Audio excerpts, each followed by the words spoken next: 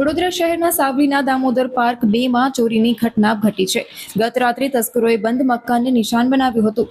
મિથિલેશબેન રાજપૂત રાત્રે સાવલી ગામમાં સુવા ગયા હતા. સવારે ઘરે પરત ફરતા ચોરીની જાણ થઈ હતી. મકાનના દરવાજા અને નકુચા તૂટેલી હાલતમાં મળ્યા તો તિજોરી અને ડ્રોવરના તાળા પણ તૂટેલા જોવા મળ્યા. ઘરમાં સામાન વેરવિખેર હાલતમાં જોવા મળ્યો. સોના ચાંદીના દાગીના અને રોકડ રકમની ચોરી થઈ હોવાનું સામે આવ્યું છે. ઘટનાથી વિસ્તારમાં ચકચાર મચ્યો છે અને રહીશોમાં ચિંતા વ્યાપી છે. સાવલી પોલીસને જાણ થતાં સાવલી પોલીસ દ્વારા તપાસ શરૂ કરવામાં આવી છે. બંધ મકાનને નિશાન બનાવી તસ્કરો ફરાર બન્યા છે.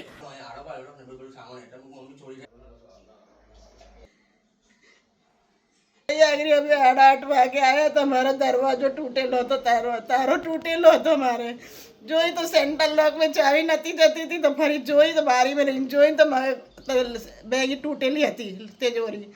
પછી તરત જ પાછળ જોઈ તો પાછળનો બાયનો તૂટેલો હતો.